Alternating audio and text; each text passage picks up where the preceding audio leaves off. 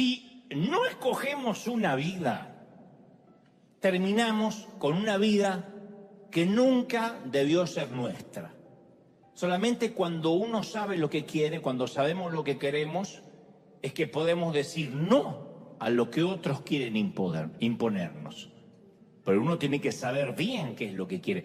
Y eso es algo que no tenemos en claro durante gran parte de la vida. Entonces, cuando vivimos una vida heredada, bueno, estoy siguiendo esta carrera o estoy haciendo esto porque era lo que quería mi mamá, mi tío, mi primo, mi padrino. En un momento la rutina nos empieza a erosionar y lo habitual nos empieza a nublar la visión. O sea, se nos empieza a apagar el fuego de eso que venía con nosotros de fábrica, de nacimiento, de la manera que Dios nos cableó.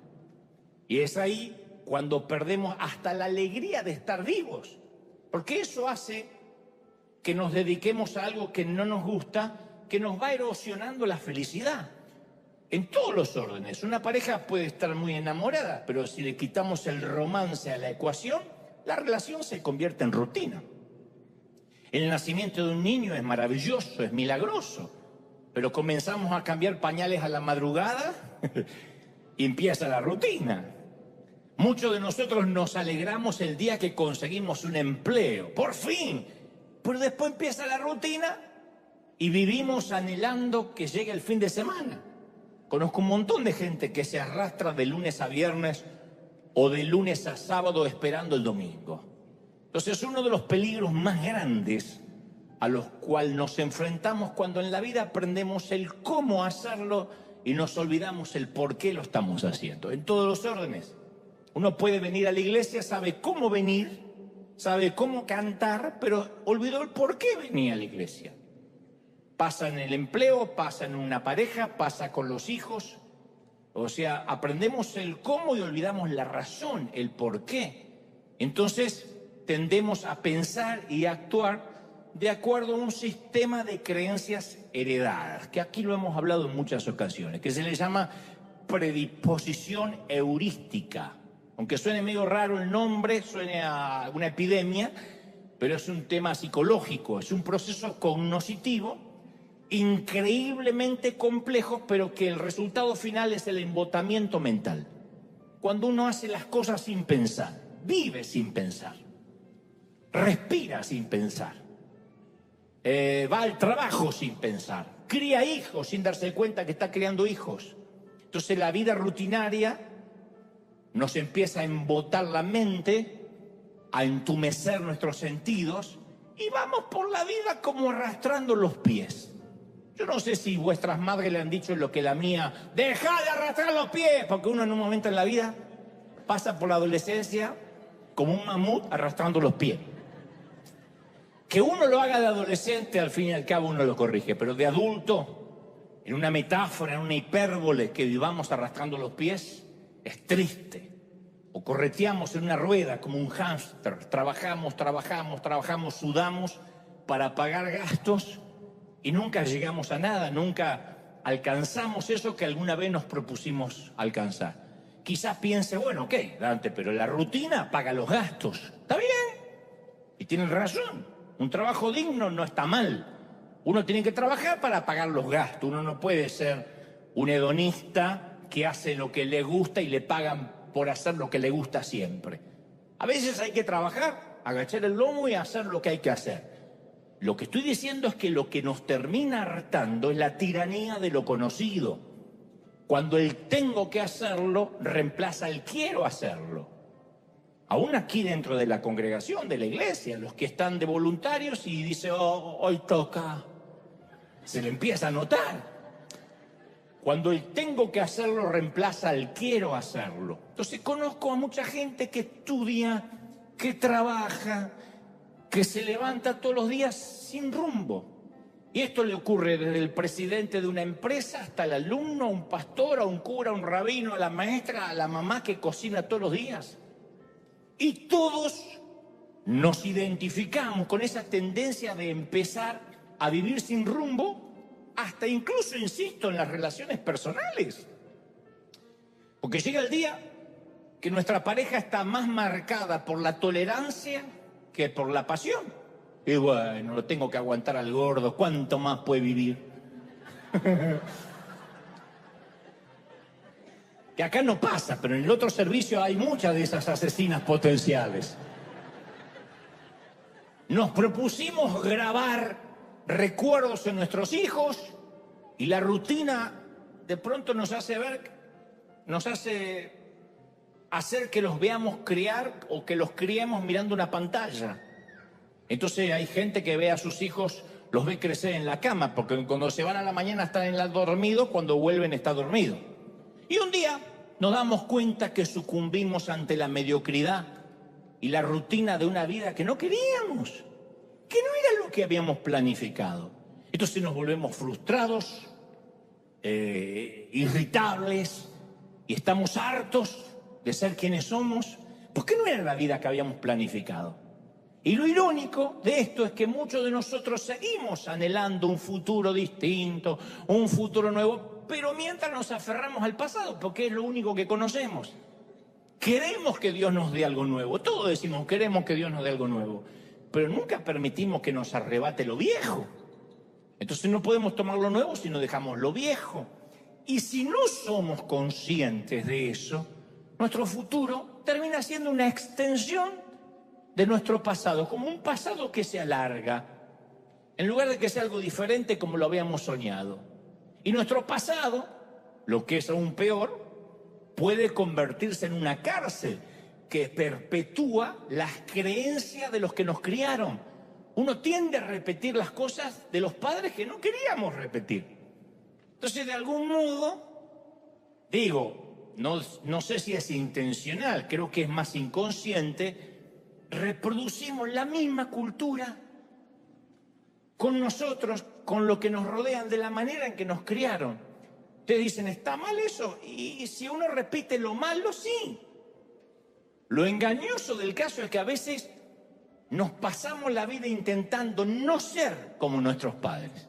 Que por una cuestión de buen gusto, no le voy a preguntar quién se pasa la vida intentando no ser como los padres, pero lo cierto es que llegamos a ser como la persona que menos nos queríamos parecer. Esto es lo peor. Durante las terapias o durante las consejerías siempre surge la frase, yo juré que nunca iba a ser como esa persona que despreciaba, pero estoy dándome cuenta que estoy llegando a ser exactamente como esa persona. Y yo conozco esa lucha interior, porque en muchas ocasiones yo me propuse no ser como la peor versión de mi padre, que me dejó algunas cosas buenas y otras no tan buenas, no son para contar. Y yo me propuse no ser como él, pero a veces me asusto porque me veo actuando como él.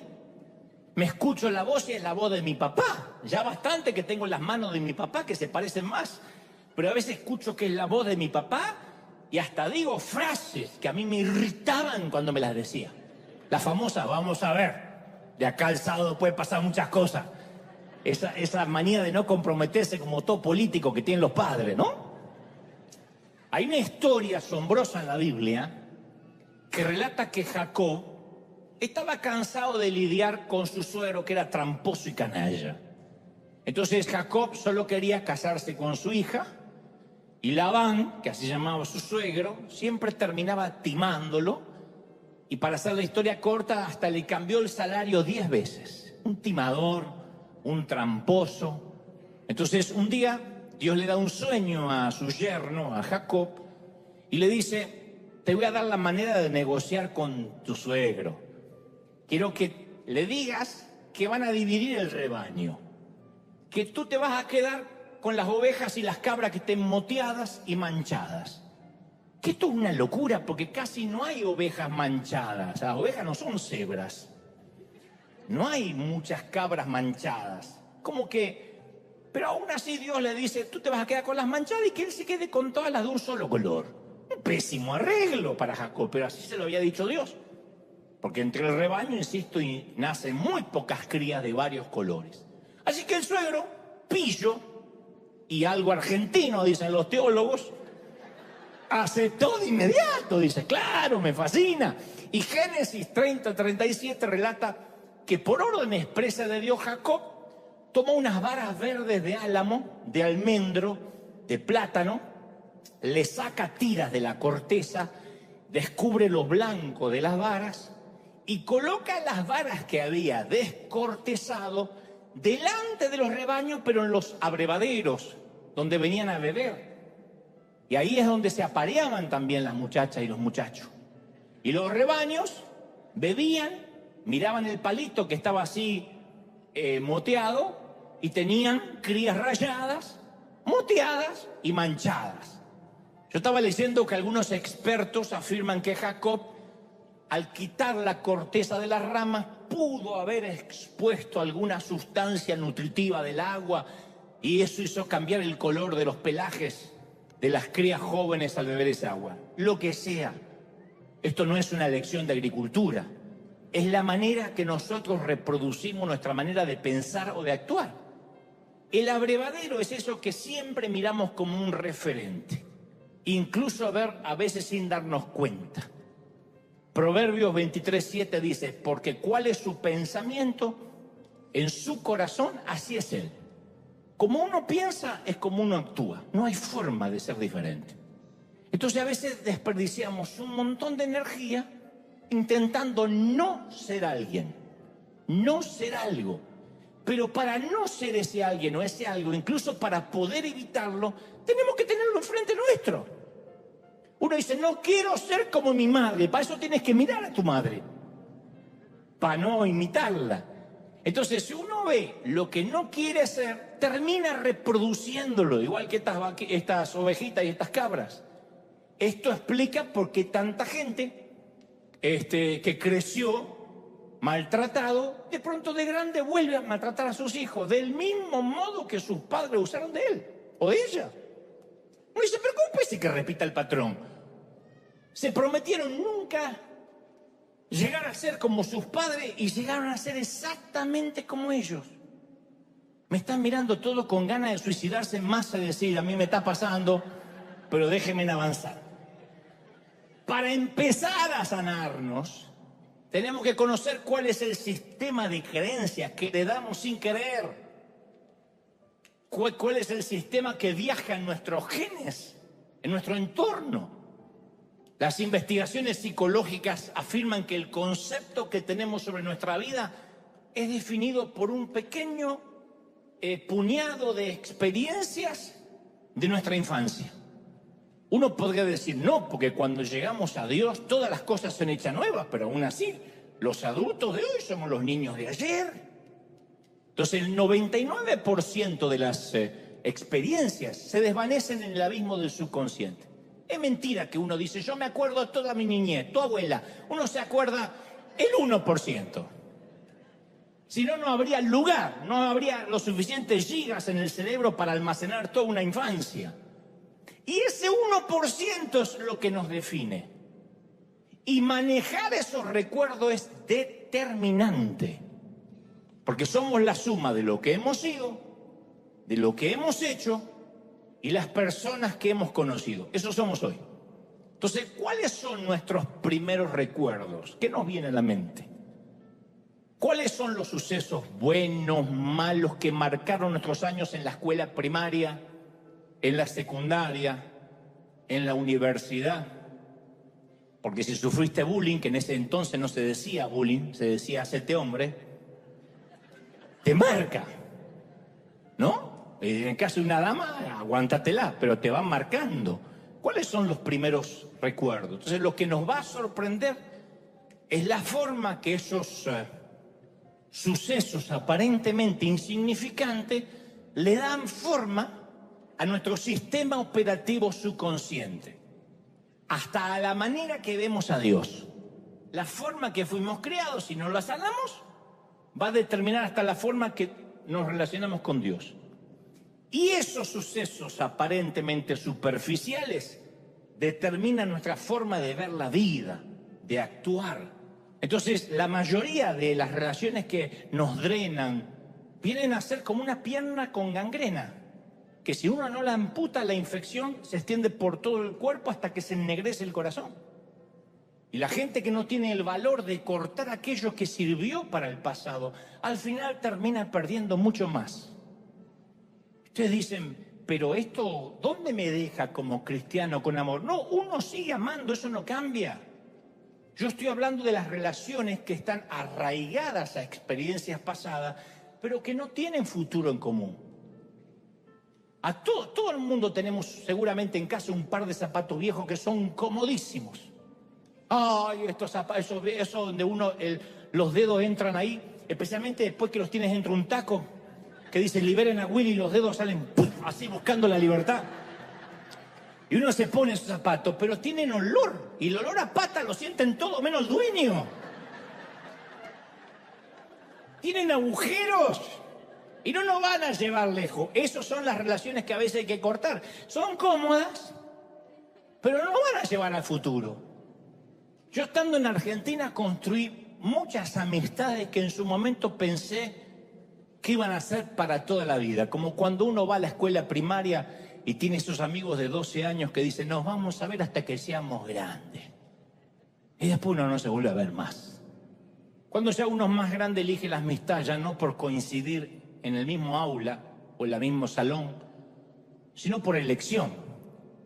Pero me di cuenta que nuestras vidas fluctúan por temporadas y las amistades siguen el mismo patrón. Entonces, sea cual sea la razón, eso redefine la dinámica de la amistad e incluso del parentesco. Hay parientes con los que uno estuvo muy cercano y después la vida, Dios, nos va alejando. Y no deberíamos sorprendernos si por una razón u otra la vida remodela el terreno de tanto en tanto. No es culpa de nadie. Las cosas cambian. Nadie es el mismo después de 20 años. ¿O sí? Si alguien cree que es el mismo, mírese al espejo, desnudo y con la puerta cerrada. No somos quienes fuimos, somos otros. Yo no soy el mismo cuando tenía 30, ni cuando tenía 20, ni pensaba como pienso ahora. No somos los mismos, somos otros. Y como dijo el sabio Salomón en Eclesiastés 3, todo en esta vida tiene un tiempo, una temporada, incluyendo la amistad. Entonces, por razones obvias, no podemos forzar amistades para toda la vida. ¿Por qué? Porque se forjan en las trincheras del diario. Por definición, toman toda la vida para que una amistad se desarrolle toda una vida.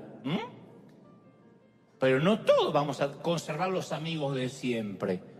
Entonces, por nuestra salud mental tenemos que decir, a ver, no vamos a llegar toda a la jubilación juntos, a la mecedora, a compartir los dientes en el mismo vaso. Me voy a cambiar el pañal, me cambias el mío, ya que va, no va a pasar eso. Puede que nos jubilemos con un grupo totalmente diferente a los amigos que tenemos ahora. Ahora, muchos venimos del mismo entorno, incluso crecimos en el mismo hogar, ¿o no? Y terminamos en lugares diferentes completamente en la vida. ¿Hay alguien acá que no se parece a su hermano o a su hermana? Bueno, vinieron los parecidos de Suiza todos. ¿Hay alguien que dice, yo no me parezco a mi familia? Una valiente, por fin. La familia no te está viendo, tranquila. Viste que a veces uno dice, no me parezco a mi hermana. Pero parece que yo fui adoptado y hasta uno empieza... Después uno se ve la misma nariz, la misma... Y uno dice, no soy adoptado. Pero a veces uno dice, ¿por qué soy tan distinto a mi familia? Y más cuando uno conoce a Dios y te van cambiando los valores y los principios, que uno dice, qué diferente. Y uno ya está en la mesa navideña o en la mesa de Nochebuena y ya no hay temas en común, uno ya no se ríe de los mismos chistes. Aún aquel que dice, yo nunca cambié como algunos, los que se dan de intransigente, todos cambiamos. Pero mucha gente valora nuestro presente con la perspectiva que tenían de nuestro pasado. Recordemos que Jesús no pudo hacer milagros en su ciudad porque la gente dice, si este es el hijo del carpintero. Conocemos a su familia, ¿qué se viene a hacer el Mesías? ¿Qué impidió sus milagros? No su ubicación geográfica, fue la visión limitada de los que se fijaban más en su pasado que en su presente. Y algunos de nosotros tenemos gente que nos dice, yo te conocí cuando no eras nadie, ¿no? Yo te conocí cuando eras un muerto de hambre. A mí me dicen siempre, yo conocí a Dante cuando tenía un Renault 18 fundido y un traje brilloso de tanto planchar. Perdón por no conservar el saco brilloso en un museo y por haber cambiado el auto fundido, perdón. Mientras más fuerte sea la emoción, más fuerte y duradero es el recuerdo. Entonces casi todos nuestros recuerdos a largo plazo están asociados con emociones muy intensas, positivas o negativas. De allí la famosa frase poética, uno se olvida lo que te dijeron, pero nunca cómo te hicieron sentir. Me vine Neruda hoy, ¿eh? Porque así Dios nos estructuró. Uno dice, voy arriba, pero es por más como me siento que lo que me dicen. O las canciones, como Dios me hace sentir. Eso es lo que uno nos marca, lo que sentimos. Entonces el 99% de nuestras experiencias del pasado se olvidan con rapidez porque no las sentimos. ¿Por qué nos olvidamos gran parte de la infancia? Porque no la sentimos, porque estábamos ocupados viviendo. Por eso es muy sanador la mayordomía, la manera que manejamos nuestros recuerdos. Y a veces uno tiene que ser consciente y desfragmentar algunos recuerdos. En lugar de mantener un registro de agravio, de ofensa, hay ciertos recuerdos que no conviene tenerlos, por mucho que los hayas sentido negativamente. No conviene que ocupen lugar, porque van a ocupar el lugar de otras cosas. Entonces tenemos una tendencia natural a recordar lo que deberíamos olvidar y a olvidar lo que deberíamos recordar.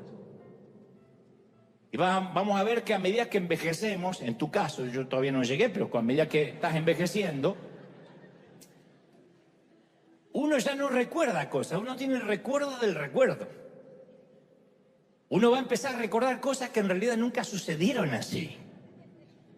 Los recuerdos no son objetivos. A medida que uno envejece, los recuerdos son muy subjetivos. Y tenemos la tendencia de añadirle romanticismo, dramatismo catastrófico a nuestro pasado. Me acuerdo una vez que estaba en el Titanic. ¿Vos estuviste en el Titanic, abuelo? ¿Cuándo? No te dan ni los números. Mi abuelo me contaba una historia que yo llegué a pensar que era el padre de Rambo. Me contaba unas historias. Cuando estuve en la guerra, agarré mi fusil, salía la vieja y decía, callate viejo, que no fuiste ni siquiera al servicio militar. Y él se enojaba porque no se sentía un mentiroso. De tanto contarlo, él ya había estado en la guerra. Dice, ¿qué es esta cicatriz? ¿Qué es esta cicatriz? La operación de la vesícula, decía la vieja.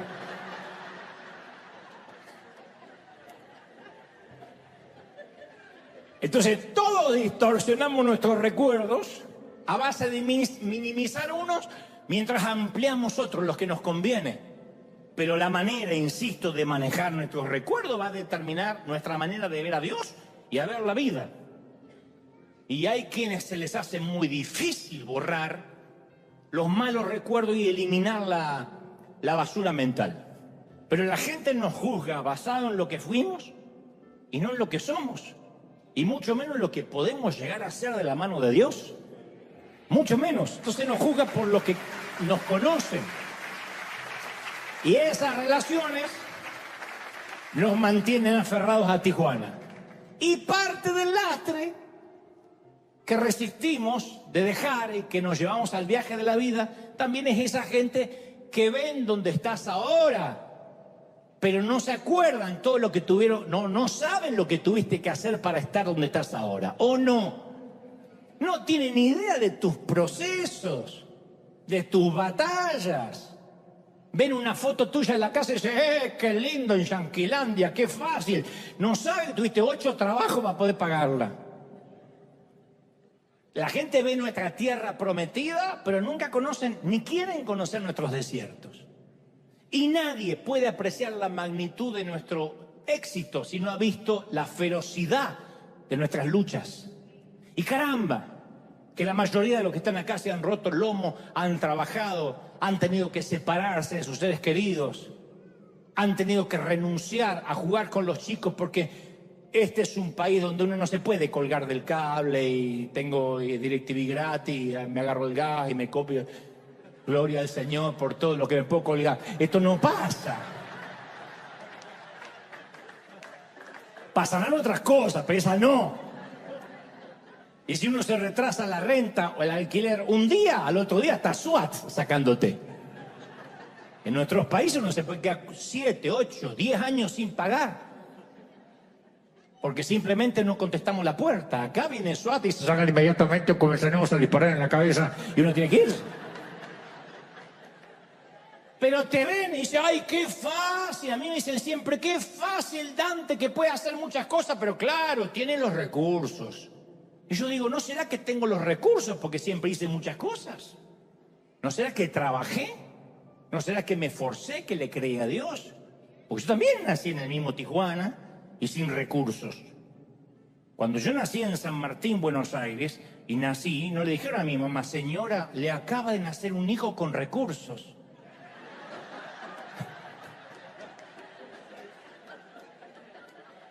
Ni nací en el Palacio de Buckingham. Entonces, como dijo una famosa conferencista, Brené Brown, si no estás en el ring, si no estás en el cuadrilátero recibiendo una paliza de tanto en tanto y solo estás criticando sentado en los asientos baratos del teatro, no estoy interesada o interesado en los comentarios sobre mi vida. Punto. Si no te peleaste palmo a palmo con la vida. Entonces hay mucha gente que no conoce de dónde venimos y el precio que tuvimos que pagar. Y seguramente habrás escuchado este dicho, hay que quemar las naves. A un gran conquistador hace mucho tiempo iba a enviar a sus tropas contra un enemigo poderoso cuyos hombres le eran mayor en número, embarcó a sus soldados, navegó hacia el país enemigo, desembarcó y dio la orden que queme las naves o los barcos que lo habían llevado hasta ahí. Y al dirigirse a sus hombres dijo, ved cómo los barcos se convierten en cenizas, en humo. Esto significa que no podemos dejar estas playas a menos que ganemos. No es retirada, o vencemos o morimos. Ese gran conquistador fue Hernán Cortés y la gran batalla fue la conquista de México. O sea, prendió fuego lo que podía ser una opción de retirada. Le sucedió a Israel al salir de Egipto. Si la esclavitud sigue siendo una opción, siempre vamos a regresar. Yo le decía hace poco a una misionera, si te vas a misionar, tienes que desempacar completamente. Aquel que va, abre la maleta y va picoteando así, saca un calzón y saca una cosa y vuelve a poner un calzón sucio, saca uno limpio, es porque sabe que se va a ir. Pero aquel que pone todo en los cajones porque sabe que se va a quedar. La opción de que si las cosas se ponen mal me voy es lo que hace que no tengamos raíces en nada. Imagínate un marido que se casa así. Yo me caso, si a los 3 meses estás una loca, yo me voy. O viceversa. Entonces, si siempre hay una forma de retirada, vamos a ser esclavos. ¿Cómo lo llamamos? Seguridad, comodidad, plan B. Pero yo lo llamo el viejo Tijuana. Kansas. Israel tuvo 370 años atado a la esclavitud. Grandes en cuerpo, débiles en espíritu para resistir. Lo más difícil es dejar las creencias. Quitarnos el perno del entorno, de las cosas. Y eso no le corresponde a Dios, ¿eh? El peso hay que despojárselo. Uno no puede decir, Señor, quítame el peso. Quítatelo vos. Sácame de las redes sociales. Sácala vos las redes que lo saca Dios. Que se mueran los chinos que crearon el TikTok. No, hay que sacar TikTok del celular. Son los grilletes que nos distraen y nos impiden salir de los límites de Egipto. Israel tenía un comisario de tributos. El objetivo no era hacerlos trabajar, sino destruir sus espíritus. Querían doblegar a toda una raza para que generación tras generación sirvieran a sus captores. Como dijo el Pacino, interpretando al coronel Slade en la famosa película del 92, Perfume de Mujer. Él dijo, en la guerra tuve muchos muchachos y los vi amputados de uno y hasta dos de sus brazos. No hay nada tan cruel como un espíritu amputado, porque no hay prótesis para eso. No hay prótesis para un espíritu amputado. Por mucho que vayas tras el sueño americano, por mucho que te vayas a los Estados Unidos, a Europa, con un espíritu amputado vas a ser un esclavo donde vayas. A menos que uno corte con el pasado definitivamente, queme las naves. ¿Qué nos impide dejar Egipto? Hebreos dice, despojémonos del peso que estorba. Entonces, insisto, quitar el pecado es más sencillo, uno se arrepiente y ya. Pero el peso, para el peso hace falta valentía. Más cuando hoy en día es una ofensa salirse de un grupo de WhatsApp. ¿Por qué se salió del grupo de WhatsApp de las madres? Porque estaba harto de las madres que comentan el gasecito del Matías. Pero no entiendo, hicimos algo, perdón, hicimos algo y te empiezan a llamar porque te saliste del grupo de WhatsApp. Hay gente que podría orar, tengo que salir del grupo de WhatsApp de mi familia, no sé cómo, y salí. Entonces, cuando Israel fue libre, tuvo nostalgia por los sabores gastronómicos de Egipto. Ellos salieron de Tijuana, pero nunca se sacaron Tijuana de adentro. Nunca se sacaron a Argentina de adentro, aunque salieron de Argentina. Y Números 11:5 dice, ¿cómo echamos de menos lo que comíamos en Egipto? Comíamos pepinos, melones, cebolla, ajo. No importa que eran esclavos, ellos extrañaban lo que comían como esclavos. Entonces hay aromas que a veces regresan y nos dan nostalgia de tener eso que ya no va a ser. Y los aromas están conectados con la memoria emocional o no. Y ese ajo y cebolla para los esclavos nunca fue gratis. Es como internet, como la red. Si algo en internet es gratis, es mentira, es porque tú eres el producto. La comida de Egipto era gratuita, pero para mantenerlos fuertes para la esclavitud. Entonces es hora de quemar las naves, mi amiga, mi amigo. En cierta ocasión Jesús dijo, nadie que mire atrás después de poner la mano y los ojos en el arado es digno del reino de Dios. Hay que prender fuego el pasado, no hay opciones. Si queremos un buen futuro necesitamos un pasado en llamas. Y eso es lo que llamo un incendio intencional. Es decir, hay cosas que están buenas y otras que no están buenas. El pasado es lo que hemos hecho, donde hemos estado, quiénes somos. Y cada día tenemos que escoger entre vivir en ese pasado o crear un futuro. Nos vamos a tener que acostumbrar a las pastillas para la garganta de este lado de la frontera. Al dulce de leche de estas vacas. Ahora, no es un camino fácil, porque uno se aferra a lo conocido, se aferra a lo que tiene, y a veces ahí, insisto, hacemos una extensión del pasado. Y en algún punto de nuestras vidas tenemos que poner en un altar todo lo que conocemos con la promesa de un futuro que no conocemos, pero esa es la vida. Eso es casarse. No podemos decir, yo me voy a casar, pero si la cosa sale mal me voy con mamá. Yo sé que algunos lo hacen, pero eso no es casarse. Hay que quemar a la vieja, hay que quemar lo viejo. Dicho esto, yo no te voy a mentir. Hay dolores de la infancia que nunca se van.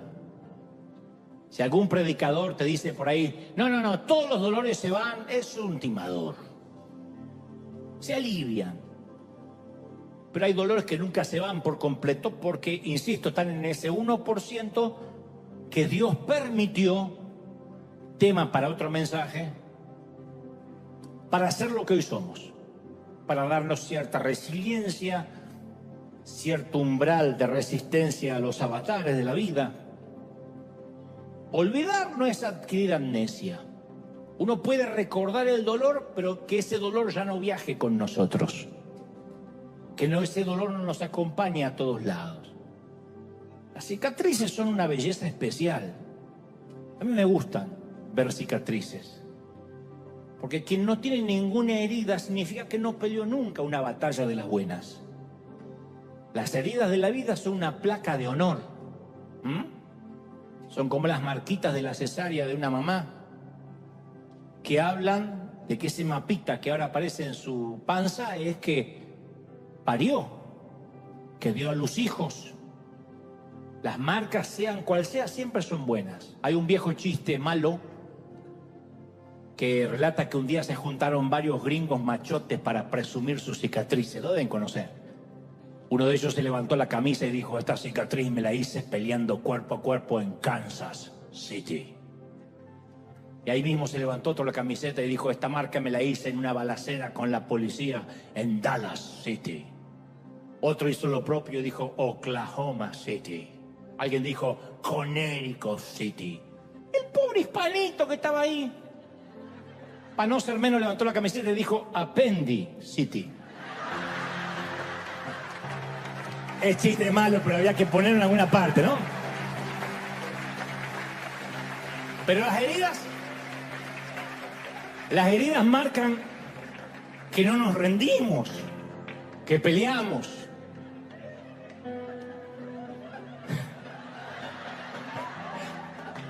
No era el momento, lo sé. Lo que trato de decir es que una vez que sacamos el aguijón, la sanidad es inevitable.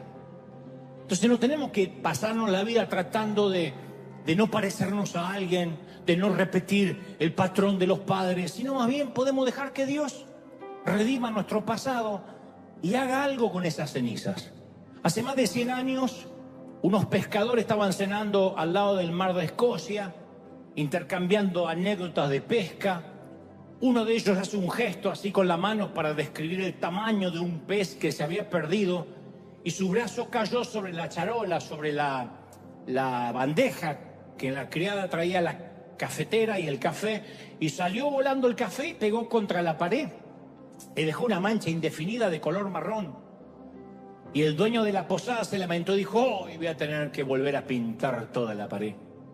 Tal vez no, dijo un extraño. Permítame trabajar en la pared. Como no tenía nada que perder, el propietario aceptó la oferta singular. El hombre sacó lápices, pinceles, óleos en su maletín de artista, trazó unas líneas alrededor de las manchas, aplicó sombras, colores en la salpicadura de café y empezó a surgir una imagen definida. Dibujó un ciervo con una cornamenta formidable y el hombre puso su firma en la parte de abajo, pagó y se fue. Era Sir Edwin Spencer, un famoso pintor inglés, conocido por sus pinturas sobre vida silvestre, sobre animales. Y en sus manos, un error se convirtió en una obra maestra. Entonces las manos de Dios hacen lo mismo con nuestra infancia. Él viene y pinta encima de los borrones dislocados de nuestra infancia y hace una obra de arte. Dice: este Dante que tiene síndrome de Asperger y es tímido, y mirá los padres que tiene, uy, los hermanos que le tocó, y el abuelo que está loco que cree que estuvo en la guerra, y es más pobre que una rata, y no tiene posibilidad ni ir a la universidad, lo mandaron de técnico electrónico. Y con esa mancha Dios dice: no voy a dejar que determine su identidad el entorno, no voy a dejar que eso lo defina. A mí lo que me define no es el día que me estrellaron contra la pared, es el día en que Dios hizo una obra de arte con mi mancha, con mis cenizas. Y el mal manejo, insisto, de los recuerdos puede ser tan debilitador como una minusvalía mental. Porque la gente que vive atascada, un pésimo recuerdo, no puede recibir lo que Dios le da, no puede ir a futuro. Yo una vez te conté que El Mago de Oz fue una película estrenada en 1939, que seguramente trabajó ahí mi abuelo, que sigue siendo un clásico del cine mundial. Que básicamente la historia de Dorothy, una niña que vivía en una finca en Kansas, interpretada por una gran actriz, Judy Garland, y que a raíz de un tornado acaba en un mundo extraño e imaginario. Esa es la novela llevada al cine. Y ahí se acuñó una frase célebre del cine que Dorothy le dice a su perro Toto cuando llega al mundo de Oz. Le dice: me parece que ya no estamos en Kansas. Esa frase se utiliza para cuando cambia nuestro entorno habitual, cuando cambian los rostros conocidos, cuando cambia la forma rutinaria de vivir, cuando cruzamos la frontera para venir a vivir a este país, los que somos inmigrantes. Pero se utilizan los negocios, en la política, en cualquier ámbito que sea diferente al Kansas del cual crecimos. A efecto de contemporizar la frase, podríamos decir, ya no estamos en Chiapas, ya no estamos en El Salvador, ya no estamos en Buenos Aires, ya no estamos en Tijuana, por ejemplo. Yo voto por la frase, a partir de ahora, ya no estamos en Tijuana. Yo sé que no nacieron en Tijuana, todos, pero por lo general nos atrae lo que conocemos. Así que yo voto por decir, para que no sea tan gringa la frase, ya no estamos en Tijuana. El día que ustedes predican, pongan Buenos Aires o el ejemplo que quieran. Ahora, existen los barrios para chinos, para hispanos, para gente de color, para gente pobre, para gente rica. Hasta un famoso predicador americano allá en los 80 intentó hacer un barrio privado solo para cristianos. Porque lo seguro, como dije una vez, lo limitado nos hace sentir tranquilos. Es una aldea controlada por lo que conocemos. Y la mente estrecha nos dice que no hay más nada allá, más allá de la jurisdicción de Tijuana, que no hay más nada allá de Buenos Aires. Entonces vivimos nuestra propia pecera con problemas familiares agotadores que nunca se terminan y nunca podemos ver el futuro porque nos empieza a envolver la rutina de las creencias. Yo digo, ¿no habrá un momento en la vida que Dios quiere que renegociemos aquello que nos preocupa y aquello que vamos a partir de ahora a dejar pasar por alto? ¿Por qué hay gente que pasa días enteros sumergidos en asuntos familiares insignificantes? Yo sé que algunos dicen, sí, a mí me pasa, a todos nos pasa. Yo estoy consciente que hay algunas turbulencias en la vida, algunas pruebas que no las podemos ignorar. Enfermedades terminales, alguna minusvalía, etc. Pero muchas otras son lastres que arrastramos del viejo Tijuana. Estoy hablando metafóricamente, de donde haya nacido. Conozco gente que gasta recursos, tiempo, extinguiendo fueguitos que no valen la pena. Y yo estoy convencido que acá debe haber gente que le encanta, que es adicta al drama. Alguien debe conocer a alguien que es adicto al drama. Siempre tiene un problema terrible, siempre. La vida es a las 7:06 centro, la Winfrey, la pobre de Guadalupe que va a River. Es siempre así. Que la vida es una telenovela. Son fatalistas. Ay, el nene se le atraviesa una flatulencia. ¡Oh! Te lo cuentan como que le agarró un cáncer terminal. No sabe, estoy orinada por un dinosaurio. Se me constipó el Matías. ¡Oh! No me hace caca. ¿Qué hice, Dios, para tener esta vida? Uno dice, no puede ser. Esa hay que mandarla en un container a África. Pero hay gente que dramatiza las boberías cotidianas. Y yo sé que existen muchos momentos reales de angustia que uno no puede evitar. Pero mi pregunta es, ¿no llegamos a un momento en que decimos, ¿no será que me estoy complicando la vida con una carga en los hombros que podría quitarme, pero que las heredé de mi familia? Porque así era mi mamá, porque así era mi abuela. El escritor de los Hebreos, capítulo 12, versículo 1, dice, por tanto, despojémonos de todo peso y del pecado que nos asedia y corramos con paciencia la carrera que tenemos por delante. El domingo pasado yo hablaba del pecado. Uno dice, pecado que confieso, pecado que desaparece. Lo más difícil es confesar el peso, las distracciones que nos llegan a ser un pecado capital, pero que nos distraen. Son los asuntos grasos de la vida. Es la basura que nos inflama. Si uno quiere adelgazar en este país, tiene que cortar el gluten, las harinas y todo lo que inflama, todos los aditivos, el azúcar. Casi nadie engorda por comer comida sana. Lo no saludable es lo que nos inflama. Y en la vida pasa igual, hay cosas que nos inflaman, no nos nutren, no nos alimenta, pero nos drena, nos vampiriza, nos carga. Y son cosas que heredamos de nuestros padres. Y te lo digo porque esto no es un mensaje para ustedes nomás, los pobres mortales. Yo muchas veces me veo dramatizando como mi mamá. Mi mamá era una súper actriz. Glenn Close, Michelle Pfeiffer no existían, eran un frijol al lado de mi mamá. Entonces a veces yo tiendo a dramatizar porque viaja conmigo. Yo me acuerdo siempre de la casa de mi abuela Ana, que tenía la casa repleta de cosas que parecían que habían sobrevivido a la Segunda Guerra. De ahí la locura de mi abuelo, que veía las cosas y pensaba que había estado en la guerra. Ropa antigua con un agujero de polilla, moho, fotos cuarteadas color sepia metidas en unos marcos ovalados espantosos, una máquina de coser Singer.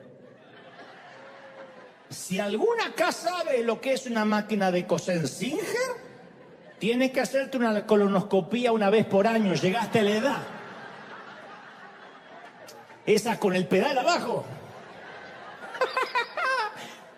Un lavarropa que hacía un ruido de tractor, interferían los aviones que pasaban por encima. Así. Y esa presumía, yo nunca tiro nada. Más vale a juzgar por el abuelo que estaba ahí. Para empezar, pues el abuelo no tiraba nada. La abuela no quería aceptar que algunas cosas, a pesar de lo hermosas que habían sido, ya no eran útiles. A ella le faltaba el valor para dejar ir las cosas.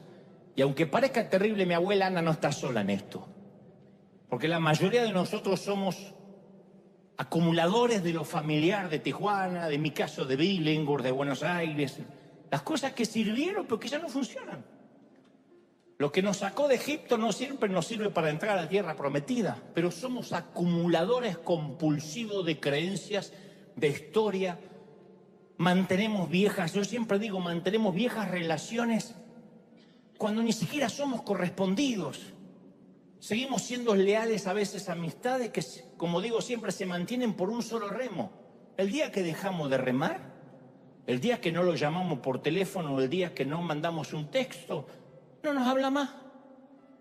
Porque era mantenida la relación por un solo remo. Yo he hecho la prueba de no llamar por una semana a alguien que creía mi amigo, nunca más supe de él. Jamás. Entonces digo, ay, era yo el que insistía con feliz cumpleaños. Entonces, pero uno se aferra a lo conocido, a lo familiar. Hay gente que usa hasta el mismo producto de una marca, el mismo, no consigo esa marca, no consigo.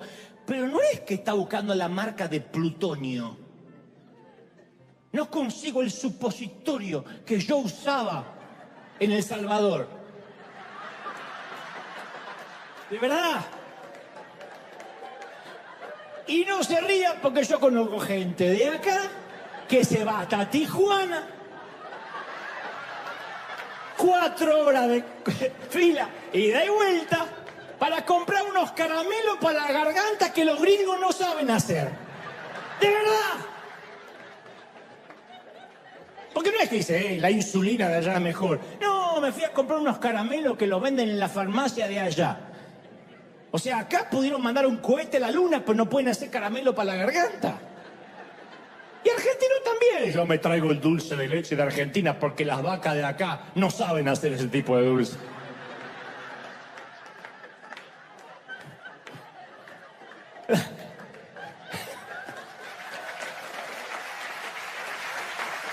La vida está llena de rutinas, de ritos. Entonces no se puede recoger nada nuevo con las manos llenas. Hay que tomar decisiones y soltar. Yo hace poco entrevisté acá mismo a un conductor de televisión que me contaba que sufrió durante meses una contractura muscular gravísima. Estaba completamente duro, no podía ni dar vuelta el cuello y se recorrió todos los médicos, tomó un montón de medicamentos y nada hizo efecto hasta que fue a dar con un viejo quiropráctico que tomó un bolígrafo y le dijo, mire, yo le voy a recetar algo para que usted tome de inmediato. Toma un bolígrafo así. Y dice, mire que tomé todo. No. Esto cuando usted se lo toma, ¡pac!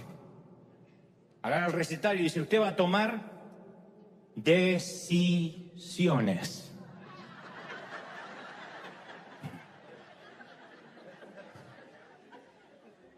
Y dice, ¿qué te puede decir? No, ni idea, mi amigo. Eso lo sabrá usted.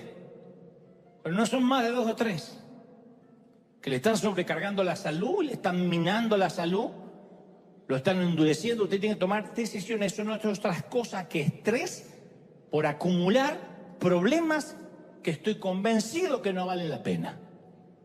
Entonces hay un momento donde tiene que hacer un ejercicio de elecciones y prioridades. Eso es tener sabiduría o envejecer con dignidad. Prioridades. Lo que cambian son las prioridades. Los gustos no cambian, cambian las prioridades.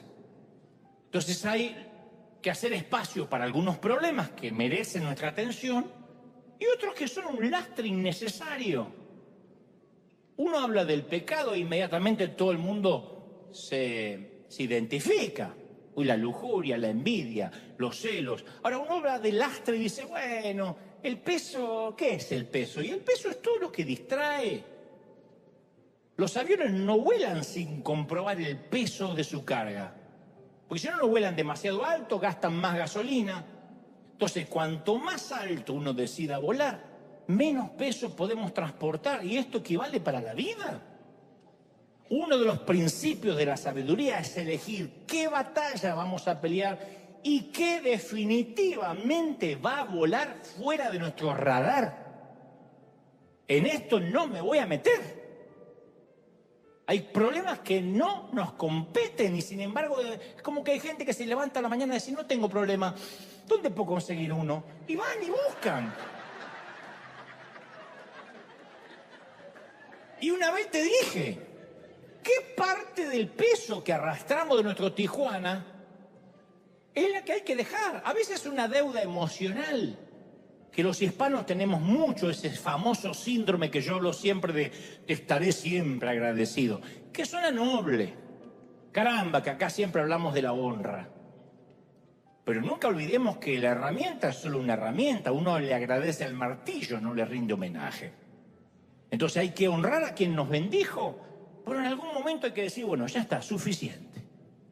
Cuando uno termina de pagar una hipoteca o un préstamo, el banco no tiene por qué volvernos a llamar. Ya pagué. Y hasta algunos nos hacen sentir hasta la obligación moral que si nos va bien lo tenemos que repartir con ellos.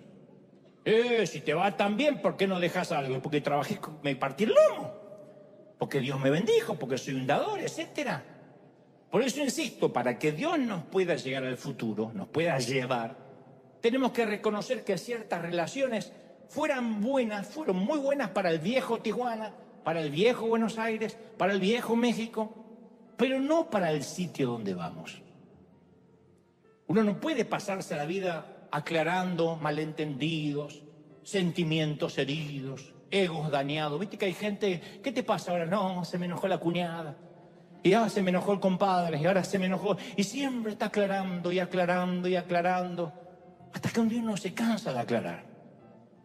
Y a medida que uno va creciendo, estamos obligados a refinanciar ciertas relaciones. Refinanciar, como un préstamo. Esto incluye a nuestros padres. Uno los sigue amando, pero hay que refinanciar. No sé el caso de ustedes, pero en el otro servicio hay muchos hijos de madres psicopateadoras. Uno tiene que refinanciar la relación con los hermanos de sangre, no dejar de amarlos, refinanciar. Decir, no, hasta acá. Porque uno es el que maneja su propio presupuesto emocional, no me lo manejan los demás. Tú no permitirías que alguien te maneje tu presupuesto financiero. ¿Y por qué alguien maneja tus emociones? Alguien te dice algo o deja de decirte algo y ya tus emociones se desequilibraron. ¿De verdad el poder lo va a tener otro? Entonces a mí esto me resolvió la vida. Jamás, y esto no es anticristiano ni antiamor, pero jamás llames, jamás escribas o hables con alguien motivado por la culpa. Nunca.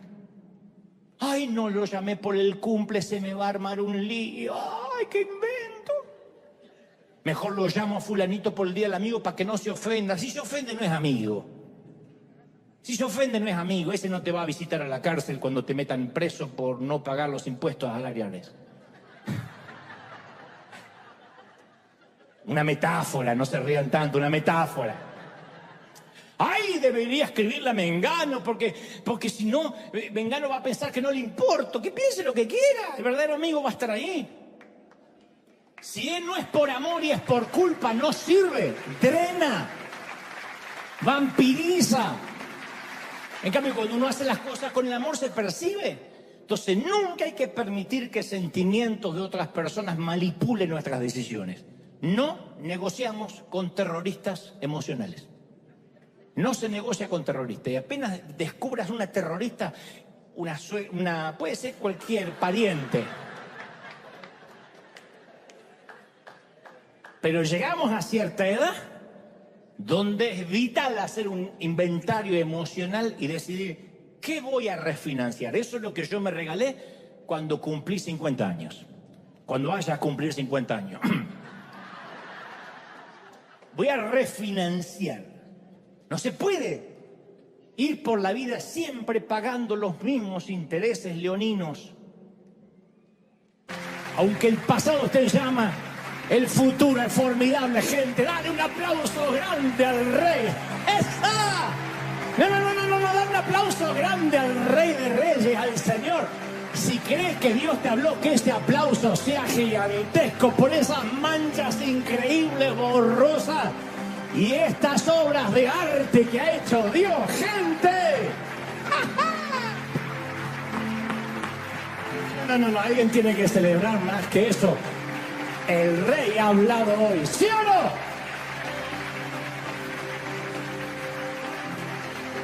Eso es maravilloso.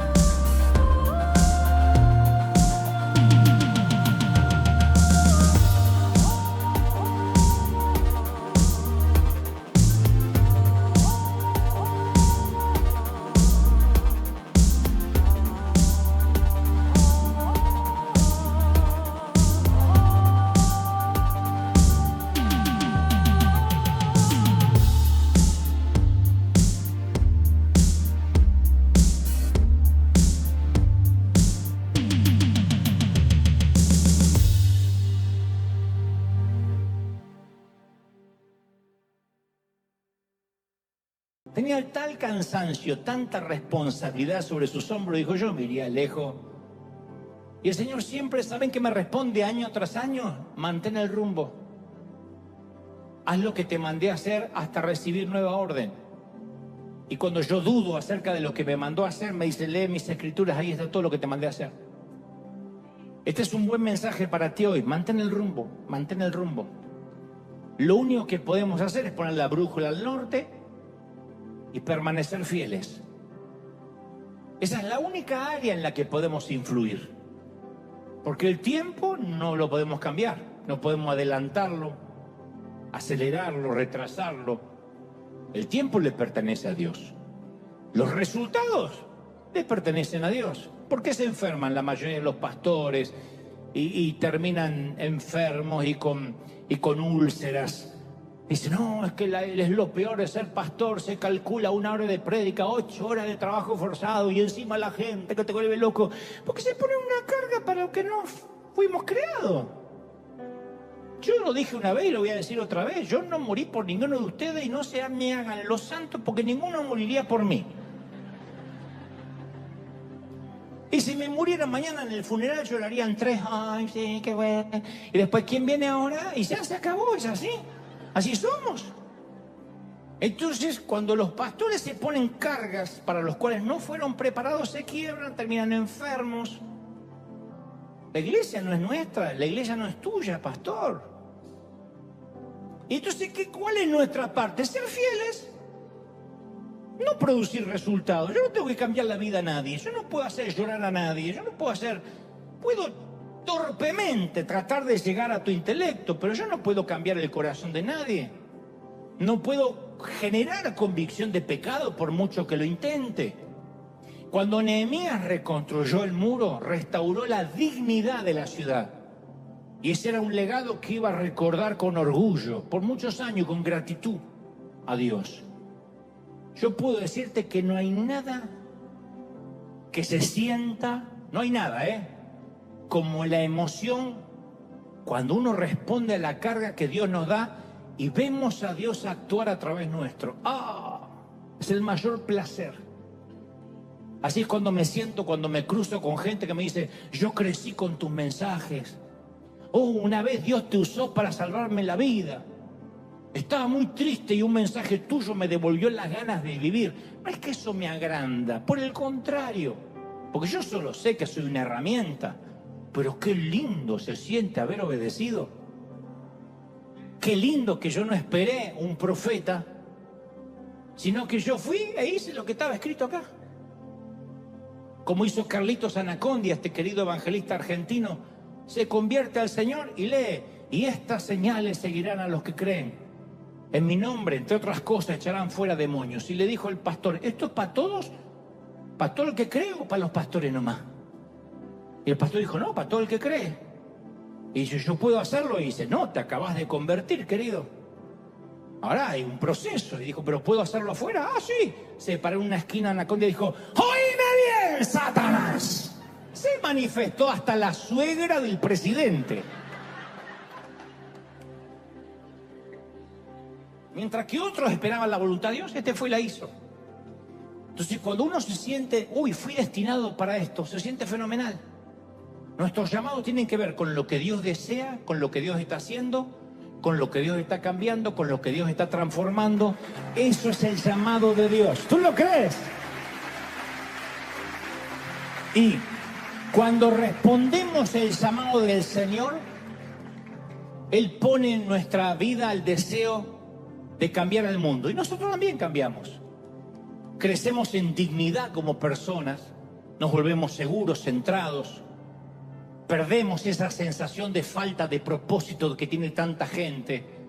Experimentamos la satisfacción de saber que formamos parte de algo que importa, algo grande, algo que está en el corazón de Dios. Eso que sentimos hace un rato cuando vimos el resumen de lo que hicimos como iglesia del 2020. Eso de decir, wow, yo pertenezco a esto. Ya sea como tracción a sangre o poniendo una semilla. Pero somos parte de algo muy grande. Entonces la iglesia, la gente se congrega en nuestras iglesias por 2 razones. Para pertenecer a un club de amigos, juntarse con gente que piensa y vista como ellos, o para obedecer el mandato del Señor de ser parte de algo grande. Y somos parte de un plan grandioso, audaz para redimir el mundo. Y cuando respondemos ese llamado, en algún lugar se reconstruye un muro que estaba caído. Alguna parte del mundo se redime. Así que por favor, si estás aquí o en casa y eres de los que estás entre los que cada fin de año toma resoluciones, hace listas y le gusta hacer planes, yo tengo esta palabra. Primero, no te canses de hacer el bien. Querido pastor, no te canses de hacer el bien. Querido siervo, diácono, anciano, servidor, no te canses de hacer el bien. Sé fiel en lo que te mandó a hacer Dios hasta que Dios te cambie la orden. Y recuerda, cuando te parezca que no hay un nuevo plan, es porque tú eres el plan. Somos el plan. Nuestros maestros, bueno, no nuestros maestros, los maestros, no siempre son nuestros, adoctrinan así, ahora sí, a nuestros hijos con la idea de que no somos más que el producto de un accidente, productos del azar, que el nacimiento de una persona es azaroso, ¿no? Y por consecuencia lo que cada uno haga con su vida, incluyendo hasta su orientación sexual, no es una cuestión divina, sino que es una cuestión de preferencia. No existe ningún diseño divino. Enseñan que no hay ningún diseño original. Y sin embargo la Biblia nos enseña y nos enseñó que Dios nos diseñó con un propósito en mente. El Salmo 139:14 dice que somos una creación admirable. Cuando el Señor nos terminó de hacer, dijo, ¡wow! Mira qué lindo me salieron. Bueno, los argentinos capaz que más lindo que otros, pero cuando ustedes predican, pongan el ejemplo que quieran, ¿eh? Y con el avance de la ciencia, es cuando más deberíamos empezar a entender estas palabras de que somos una creación admirable, no al revés. A veces pensamos que hay una dicotomía entre la ciencia y lo divino. Yo digo, nuestro cuerpo mismo es una hazaña de ingeniería perfecta, un diseño increíblemente complejo que no llegamos a entender. Solo pensando, digo, en el ojo humano, un diseño tan elegante es el ojo y complejo que los científicos hasta la fecha no terminan de dilucidar. Nuestro ojo se mueve a un promedio de 100.000 veces cada día. Hace su propio automantenimiento mientras dormimos. El ojo tiene enfoque, tiene objetivo, tiene su propio ajuste de apertura automática, brinda imágenes a color, imágenes en 3D. Puede funcionar nuestro ojo en total oscuridad y con la luz brillante. Estaba leyendo que el ojo es capaz de discernir 16 millones de colores, que incluyen 70.000 matices de grises. De hecho, el mismo Charles Darwin dijo, suponer que el ojo, Charles Darwin fue el que por mucho tiempo sostuvo que descendíamos del mono. Si algún día tu esposo le enseña a tu hijo que descienden del mono, dile, esa es la familia de tu papá, no la mía.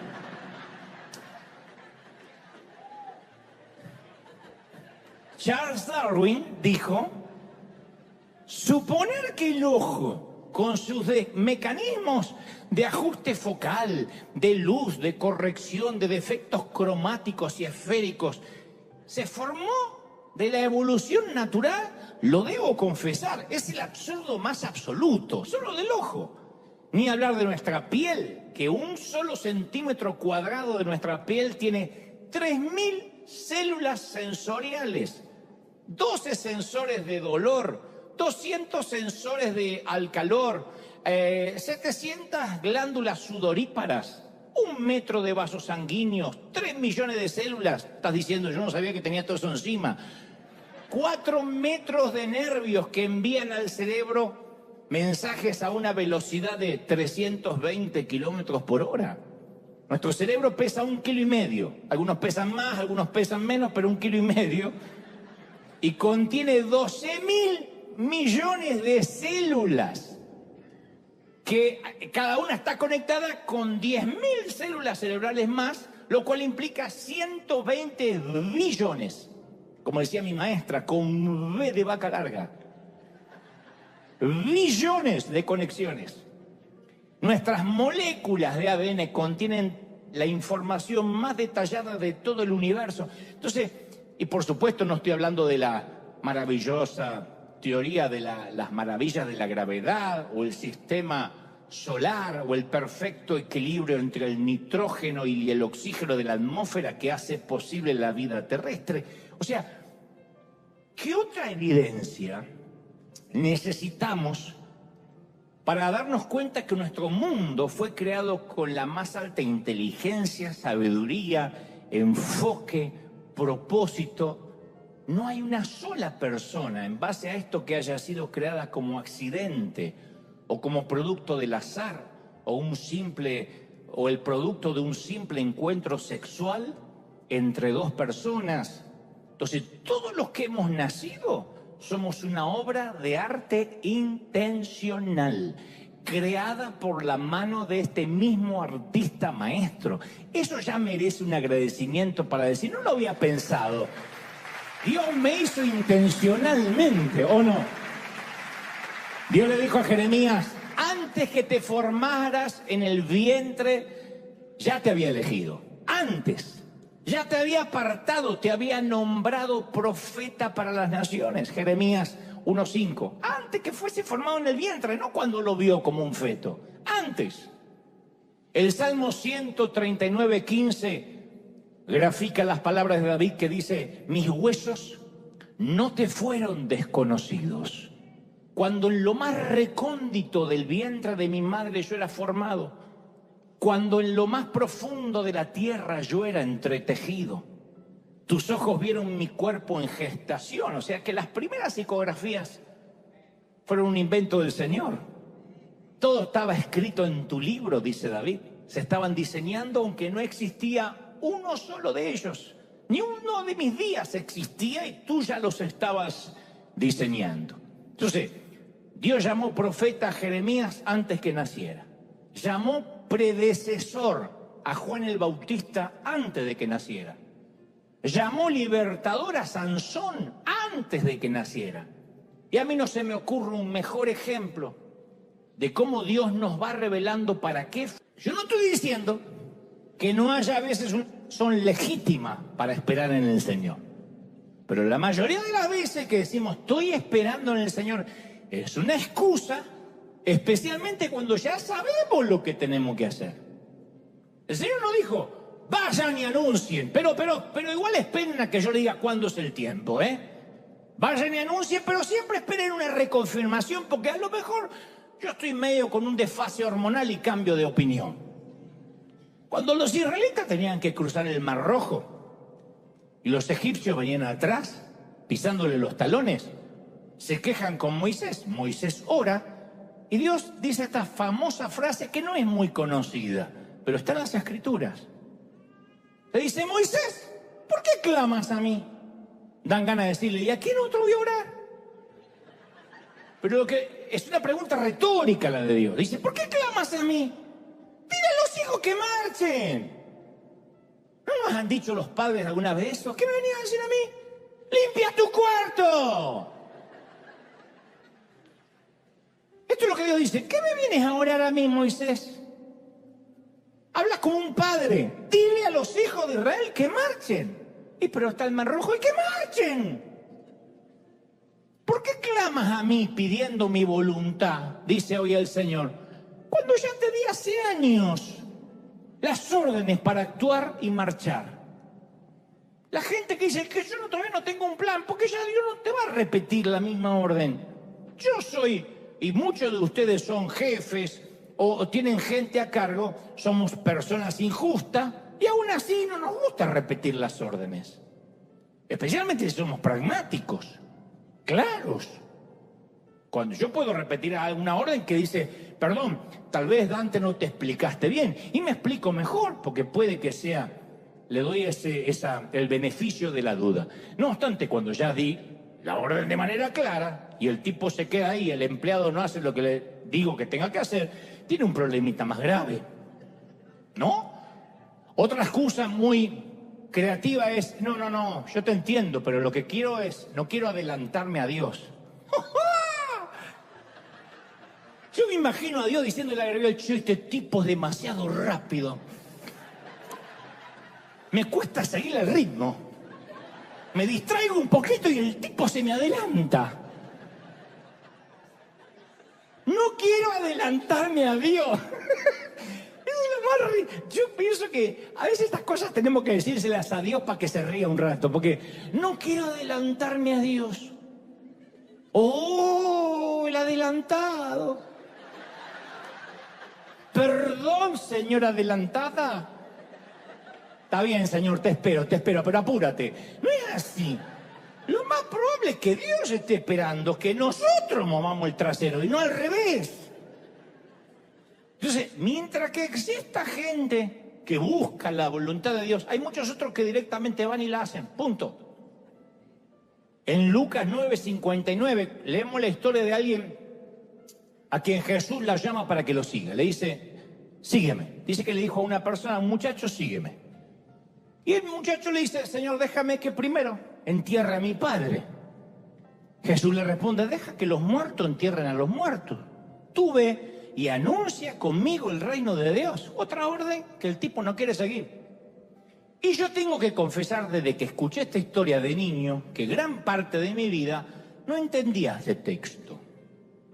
Lo sentía como una gran falta de empatía a priori de parte de Jesús. ¿A quién no le gustaría que le dieran un par de horas para poder ir al funeral de un ser querido? Déjame ir al funeral y vengo. ¿Quién de nosotros no habría pedido lo mismo si acaba de morir papá o mamá? Pero de pronto tuve una revelación. Dios me dijo, ¿qué te hace pensar que el padre de este muchacho había muerto? En ningún lugar de la Biblia dice que el padre estaba muerto. Él dijo, deja que lo entierre, no dijo, está muerto. Él quería esperar, seguir a Jesús, después de haber tenido la posibilidad de primero enterrar a su padre. Estaba diciendo, no ahora, en unos años, después que entierra a mi padre.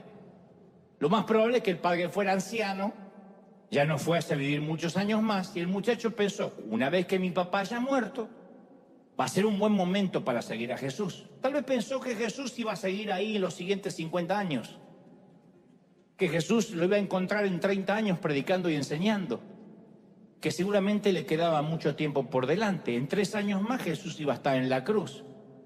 Y él se habría perdido la oportunidad de caminar con él siendo un contemporáneo para siempre. El joven no tenía idea de lo precisa y caduca que era la invitación.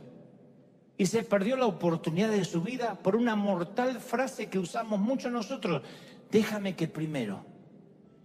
Es lo primero que hacemos nosotros, déjame que primero. Jesús viene a nosotros cuando somos jóvenes y nos dice, sígueme. Y decimos, sí, solo déjame que primero termine mis estudios.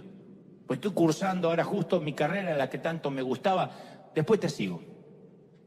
Después nos graduamos, vuelve y dice, sígueme. Y respondemos, sí, pero déjame que primero encuentre un buen empleo. Y ahorre algo y me compro una casita. Una vez que tengo la casita, yo lo que quiero, como dice la mayoría, yo lo que quiero es que mis hijos tengan una casita.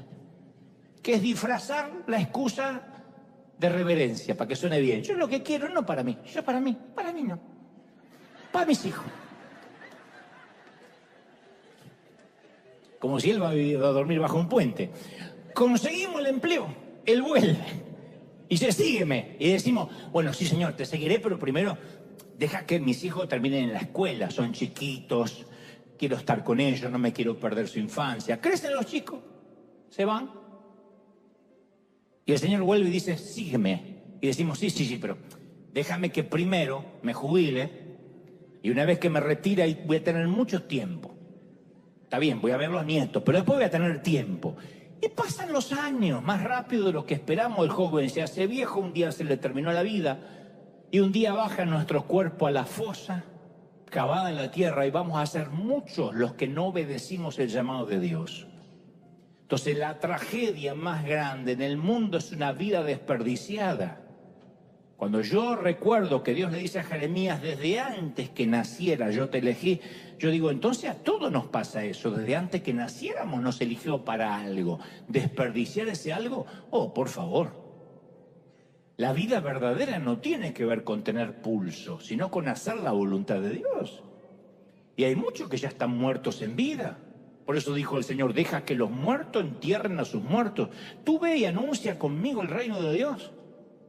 Todos sabemos quién eran los 12 discípulos, los que respondieron al llamado de Jesús.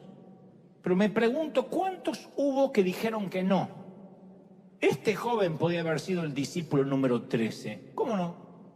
Hasta podía haber habido un libro en la Biblia con su nombre. Su nombre podía haber sido uno de los que están escritos en los cimientos de la Nueva Jerusalén. Pero hasta hoy no sabemos cómo el tipo se llamaba. Solo conocemos que es un tipo que se perdió la oportunidad de su vida. Y todo por una fatídica frase, déjame que primero arregle el crédito y después te sigo. Déjame que primero arregle este temita familiar. No, pero te quiero usar justamente porque estás pasando una prueba familiar y eres el que más va a entender a los que pasan la misma prueba. No. Déjame que primero arregle toda mi familia, así yo no puedo servir. Pero si yo quiero usar tu debilidad, porque ahí yo me voy a fortalecer. Te quiero usar para que entiendas a los que presentan quiebra, a los que están perdiendo la casa, porque tú estás pasando una crisis similar. Nadie como tú los va a entender, va a haber empatía.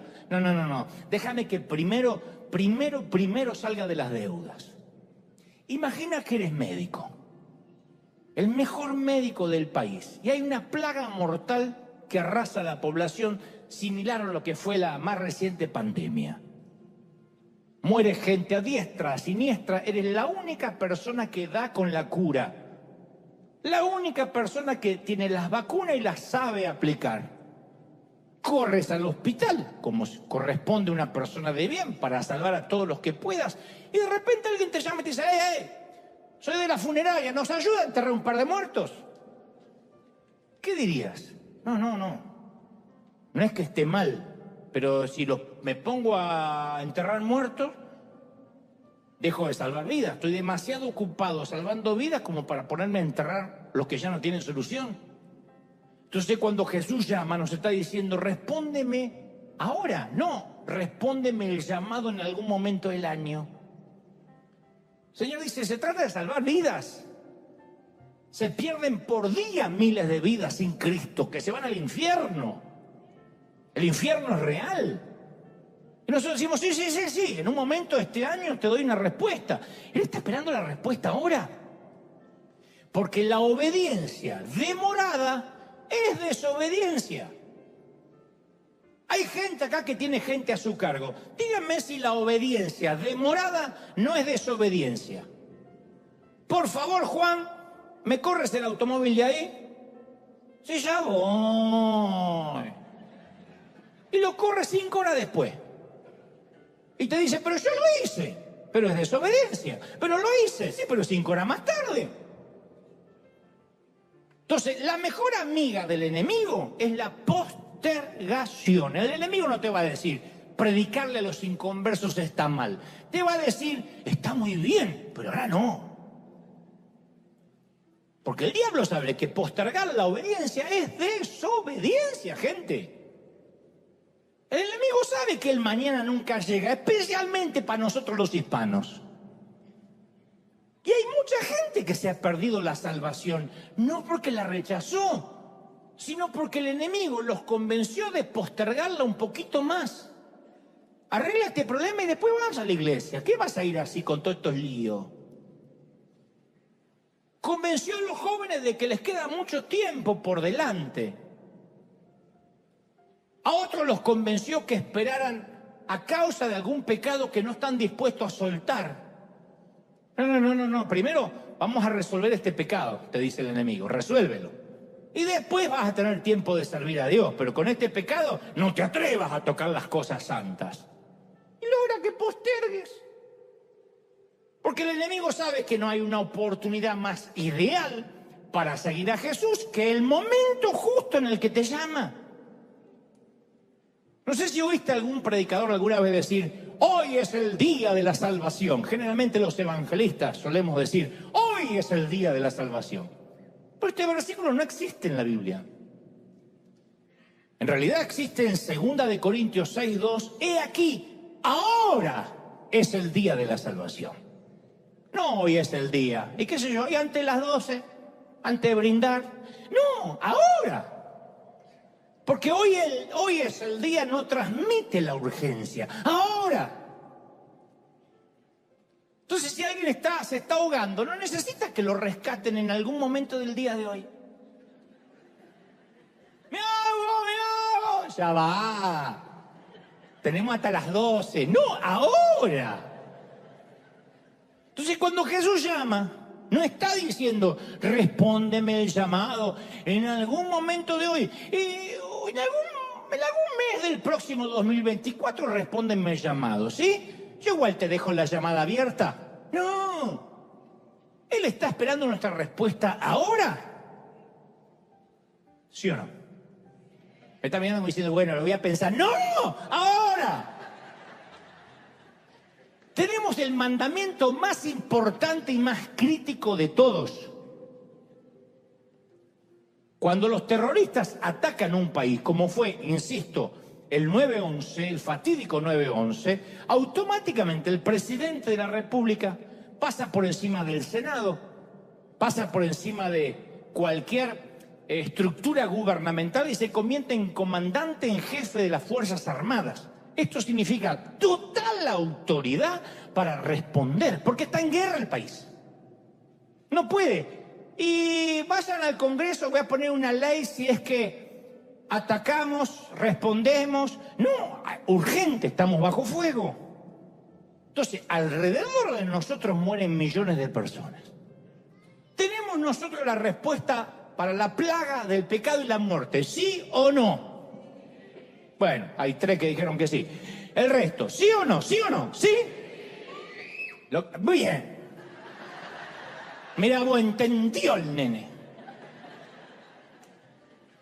Hay muchísimas buenas causas que requieren nuestra atención, pero hay ninguna más importante que el llamado a predicar el Evangelio. Entonces tenemos que dejar que los demás hagan las cosas buenas mientras nosotros nos concentramos en la más importante de todas, que es ganar almas. No estamos llamados a sepultar los muertos, estamos llamados a resucitar a los muertos, a dar vida, a liberar de la cautividad, a traer la salvación. Ahora es el día de la salvación, ¿sí o no? En el último ADN le dije a los voluntarios, el que hicimos por streaming, le dije, yo llevo años metidos en la iglesia. Y te puedo asegurar que yo no me metí en esto para bautizar a los hijos los creyentes, que van creciendo, casar a unos cuantos más, oficiar un par de funerales. Yo estoy en esto por la gran comisión, es lo que a mí me fascinó a los 7, 8 años de edad. Cuando estuve en una campaña de Gigi Ávila y lo veía predicar en un estadio llamado Atlanta, en Buenos Aires. Y yo dije, si algún día Dios, no sé, me da el privilegio de prestarme los oídos de la gente, todo el ministerio va a girar hasta el último día en salvar gente. Y en River todo lo que hacemos está conectado con un alma.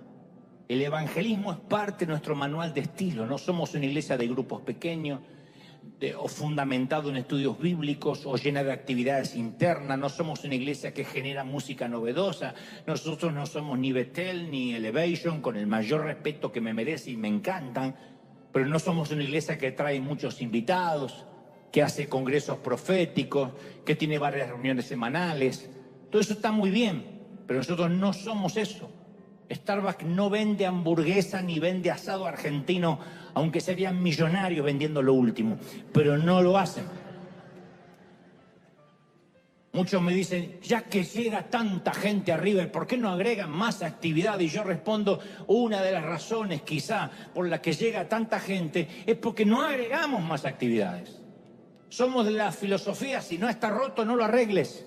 Nuestro propósito es salvar gente. A eso nos dedicamos. Somos el escuadrón de emergencia en combate contra las fuerzas invasoras.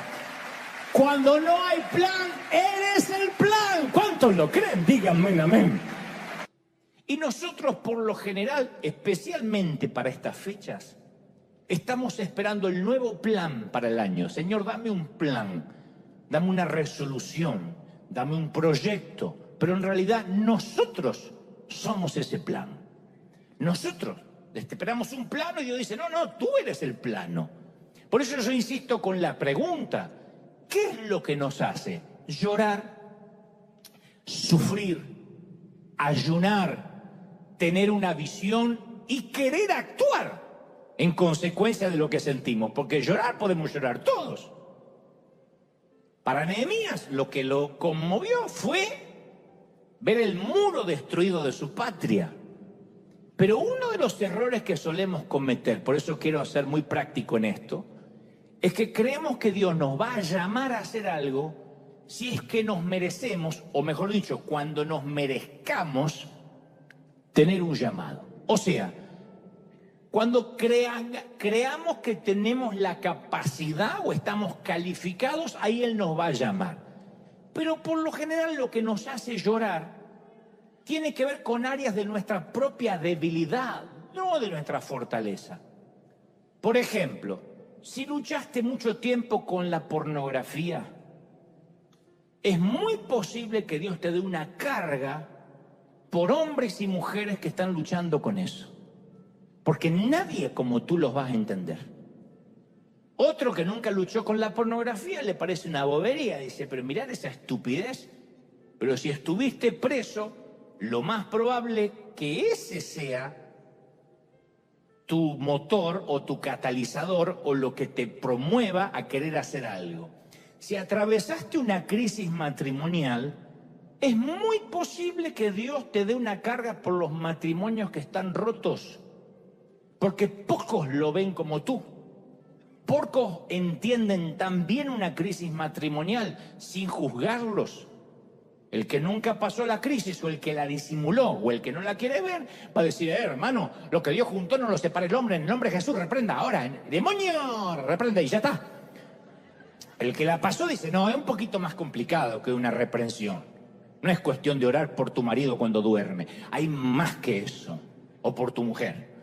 Tal vez tu carga es por las familias, porque provienes de un hogar disfuncional y sabes lo que se siente. Tal vez tu carga sea por los pobres, porque recuerdas lo que es irte a la cama con hambre o con incertidumbre por las deudas. Entonces tú dices, no, yo sé, yo no me olvido. Puede que esté, en este caso, de este lado de la frontera, en la Unión Americana, pero yo no me olvido lo que es el compartir un burrito entre 10. O una empanada argentina entre 4. Yo no me olvido. Quizás tu carga sea por los jóvenes que están luchando por su identidad, porque lo viviste en carne propia y no eres de esos adultos que se olvidan que alguna vez fueron jóvenes y lucharon con esas cosas. O tal vez, quizá, lo que te quita el sueño es la política de tu país. Estás harto de los nuevos canallas que van ocupando el sillón presidencial. O tu carga puede ser una de las mías. Una de las mías es quitar la cautividad mental del legalismo. Nada me hace mejor, porque yo vengo de ahí. Entonces yo sé lo que es sentir el peso de los grilletes y las cadenas de la religión. Y cuando yo puedo ayudar a que alguien abra la mente y quitarse la cautividad mental, siento lo mismo que un predicador que dice, deje y abandone su silla de ruedas. Para mí alguien que me dice, wow, veo a Jesús con ojos nuevos, Él me ama. Yo digo, wow, siento lo mismo que los predicadores de milagro dicen, corra para allá, haga lo que no podía hacer, agáchese abuela. Yo siento lo mismo. Digo, a ver, haz lo que no podía hacer. Y ahora me río, ríase. O sea, nuestra carga puede ser tan lejana como una remota aldea en Uganda o tan cercana como nuestro propio vecindario. Ahora, es probable que haya gente que me diga, yo no tengo ninguna carga.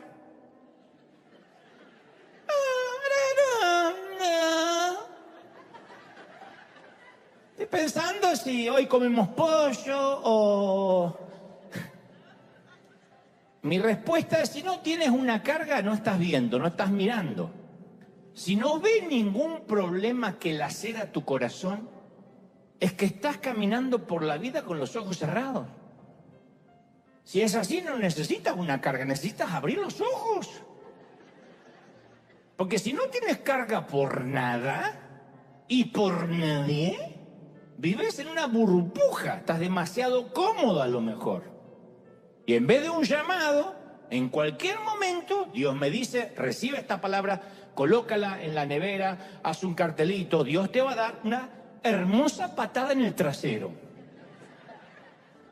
Si no hay una carga real, Dios va a decir, bueno, te voy a quitar un poco de comodidad, tal vez recuerdes de dónde vienes.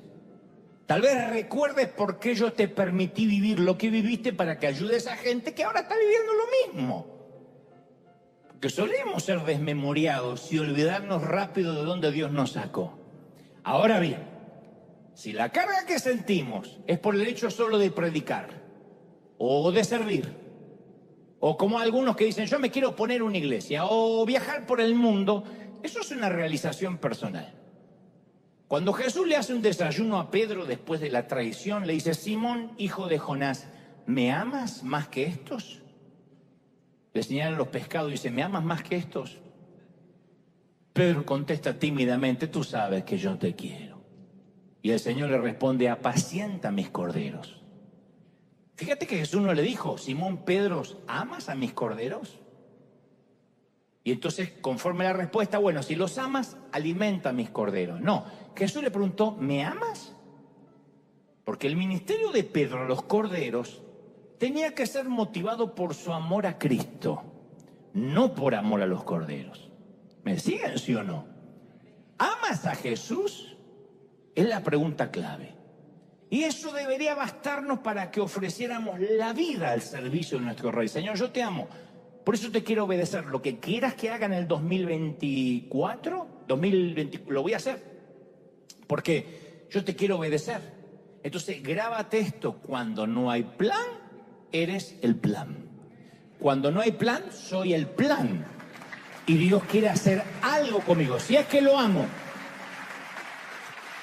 Porque a veces pensamos que uno ama a la gente más que Dios y tenemos que orar para convencerlo a Dios que salve gente. Señor, amo a la gente, no como tú que no lo amas. Pensamos que nosotros amamos más a la gente que Dios y que hay que convencerlo a Él, que dice, bueno, está bien, voy a salvar a tu cuñado. No es así. Porque nosotros no subimos a la cruz por nadie. Es el Señor que murió por los pecados de la gente. Entonces, amas a Jesús, apacienta a los corderos. Entonces, conocer la voluntad de Dios es una cosa. Hacerla es otra cosa distinta. No sirve de nada conocer la voluntad de Dios para este nuevo año.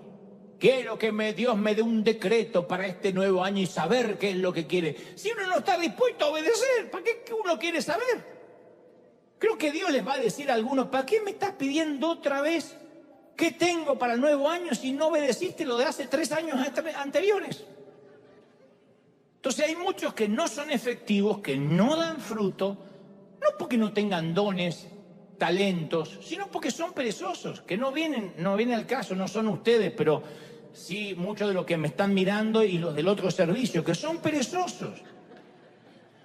El escritor a los Proverbios, Proverbio 24, dice que pasó por el campo de un perezoso. Proverbios 24 está esta historia. Y vio un campo lleno de espinas y malezas que cubrían el suelo y se tragaban las paredes de una casa que estaba en ruinas. Proverbios 24, 32 dice Salomón, guardé en mi corazón lo observado y saqué de esto una lección. Un corto sueño, otra breve siesta, otra siesta más, un pequeño descanso, cruzado de brazos. Y te asaltará la pobreza como un bandido y la escasez como un hombre armado. Los enemigos de este hombre no eran ladrones, era su falta de esfuerzo, su falta de acción. Se ve que el tipo se sentaba en la mecedora a pedir la voluntad de Dios. Y el problema es que nadie se cree perezoso. Es más, todos están diciendo, ay, menos mal, esto le vendría bien a... Pero nadie se cree perezoso. Si yo ahora mismo hiciera una encuesta y preguntara quién es perezoso, todos me dirían, no, tengo otros defectos, pero yo vivo trabajando. Sin embargo, uno puede estar demasiado ocupado y aún así ser perezoso porque está eludiendo una orden de Dios. Entonces tenemos que reconocer que uno de los grandes defectos hispanos es que somos expertos postergadores crónicos, eterno procrastinadores. El ahorita no es patrimonio de México nomás, ¿eh? Hay otros que no dicen ahorita, pero dicen, sí, ya voy. Pagamos nuestros impuestos en la fecha límite. Esperamos el último día para hacer las compras de Navidad. Y eso lo traemos desde que éramos chicos, desde que esperábamos el domingo a la noche para hacer la tarea que debíamos presentar el lunes en la escuela. No, descanso el fin de semana y el domingo rápido lo hago. Lo curioso es que no nos sentimos que somos perezosos, pero vivimos demasiado ocupados, por eso no lo sentimos. Pero no somos efectivos porque no hacemos lo que sí tenemos que hacer. Entonces usted dirá, ¿y qué es lo que tengo que hacer? Bueno, hay un asunto urgente que nos convoca esta mañana y nos convocó todo el año, que es la salvación de los perdidos. Otra excusa. No, ya sé que Dios quiere algo para este año, pero no tengo los recursos. Yo llevo 40 años casi predicando. Yo sé que parezco de 30 y pico, pero y las visiones más audaces, las más grandiosas, cuando no había visto $1 en mi vida. Dios nunca se basó en mi dinero o en mi escaso presupuesto. Dios no es pobre, Dios no necesita nada. Bueno, una que entendió que Dios no es pobre, mira.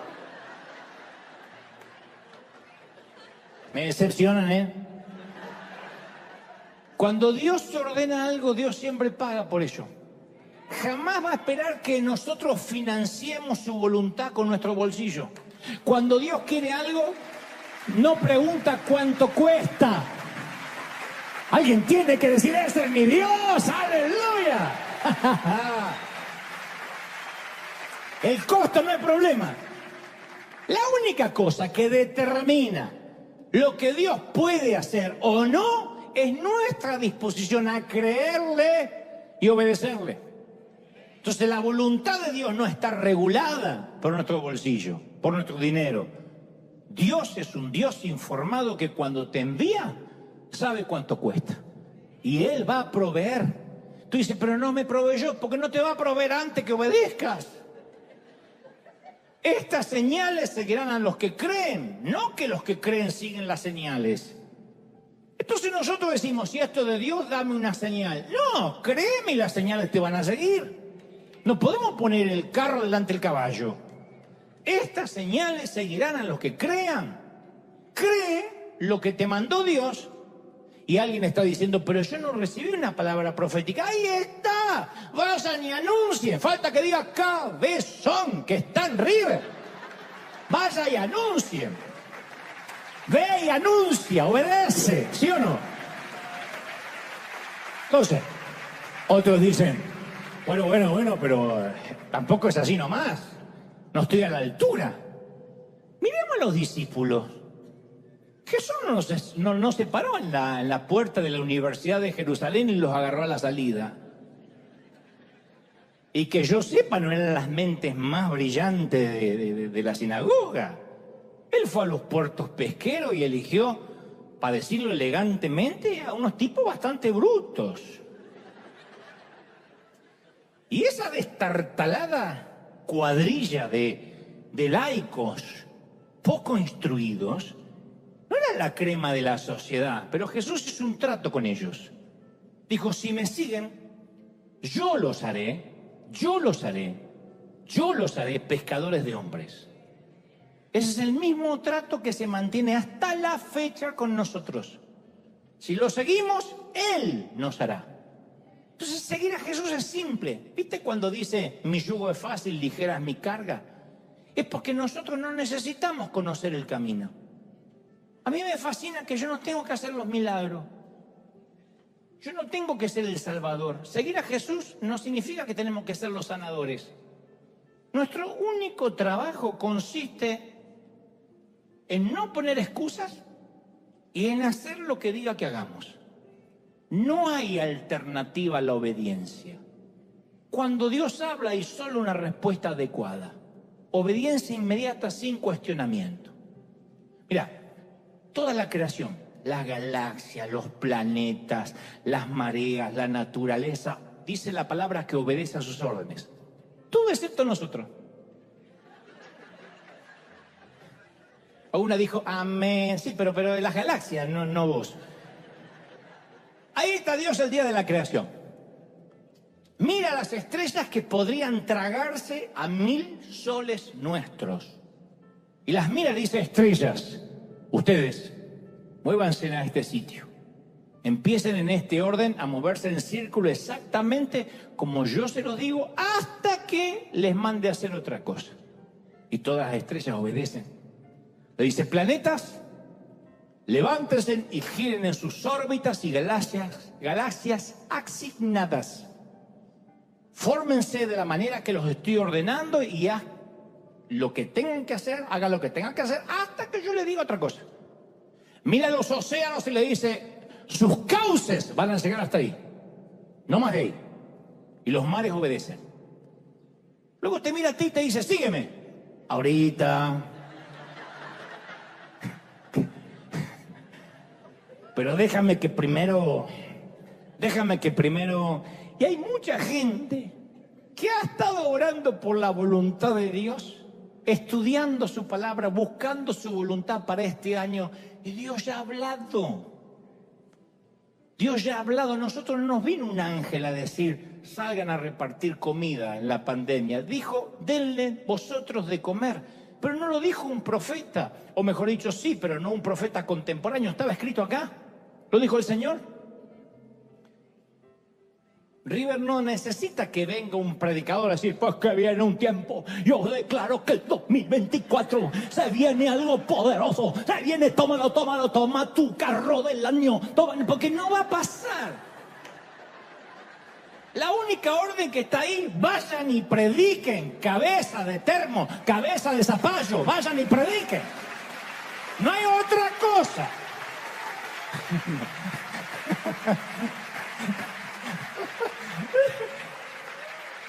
Dios ha hablado, falta que obedezcamos.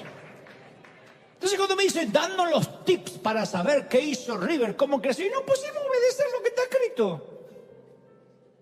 Porque el no obedecer se llama rebeldía, y la rebeldía bloquea las bendiciones de Dios. De hecho, si uno no quiere obedecer, ni la Biblia lo ayuda. Ni orar todo el día. Si uno no quiere obedecer, ¿de qué sirve orar todo el día si uno no obedece? Entonces lo único que necesita el Señor es lo que cualquier buen líder necesita. Que hagamos caso. Punto. Como aquel gerente que se puso a contratar gente y uno decía, yo manejo computadora, yo manejo multimedia, yo tengo un posgrado en tal lado, y él lo único que quería escuchar la frase, yo sé hacer caso. Hay un momento que uno necesita gente que haga caso. No que se ponga a debatir, a esgrimir la teología, a hacer caso. Mientras que algunos están orando por la voluntad de Dios, otros vienen y la hacen. Esos somos nosotros. Entonces, si sientes el dolor de una carga, pero no has actuado, tienes que entender que estás desobedeciendo a Dios. El apóstol Pablo expresó en Hechos 26:19, no fui rebelde a la visión celestial. Uno puede tener una visión y ser rebelde. Ahora, ¿obedecerlo es fácil? No, nunca dijo el Señor que va a ser fácil. Uno necesita tomar ánimo en las palabras de Pablo en Gálatas 6:9. No nos cansemos, pues, de hacer el bien. ¿Por qué diría eso? Porque hacer el bien cansa. A veces uno se siente como el profeta Elías, que es el único que tiene la verdad. Y no es así.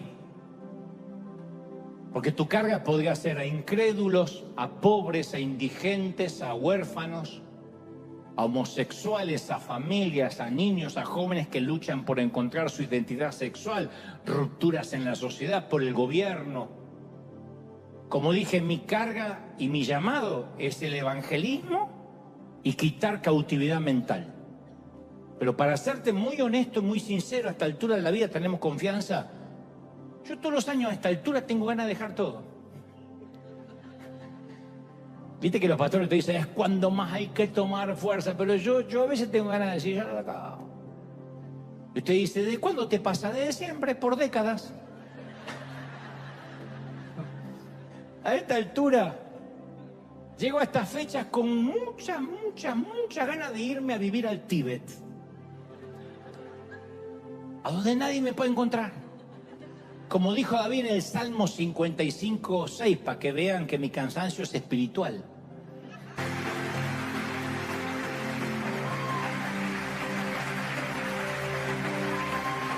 Dale un aplauso grande al Rey de Reyes, bendito año, aleluya. No, aplaude grande, aplaude fuerte, para que en todo el mundo se escuche este aplauso arriba. ¡Wow! Vamos, dale un grito de júbilo. Se termina el año, pero empieza una nueva asignación, dice el Señor. Somos el plan, River. Somos el plan, River. ¿Tú lo crees? Somos el plan. Di conmigo, soy el plan. ¡Qué lindo! No pidamos un plano, somos el GPS. Somos el GPS. Somos lo que va a conducir a otros hacia Cristo. Eso es fascinante. Me fascina saber que soy un plan. Me fascina. A mí me sanó mucho. Siempre cuento en las conferencias de que mi mamá y mi papá me dijeron que fui un susto. Ustedes me quisieron tener, me planificaron. ¡No! Fuiste un descuido, dijo mi mamá. Un descuido. Qué feo que te digan un descuido. Nunca averigüé si fue del viejo o de la vieja que no se cuidó. Pero fui un descuido. Y fui por la vida muchos años pensando que era un descuido. Diciendo, es un descuido. Mi mamá, cuando alguien se echaba una flatulencia, un gas, decía, ¿quién se descuidó? Así que por carácter transitivo yo me sentía Dante Flatulencia Gebel. Y un día descubro y Dios me dice, puse mi nombre, Dante. Desde antes que tus viejos se descuidaran, yo ya te pensé, yo ya te soñé, yo te diseñé. Eres mi plan. ¡Wow! ¿No es maravilloso?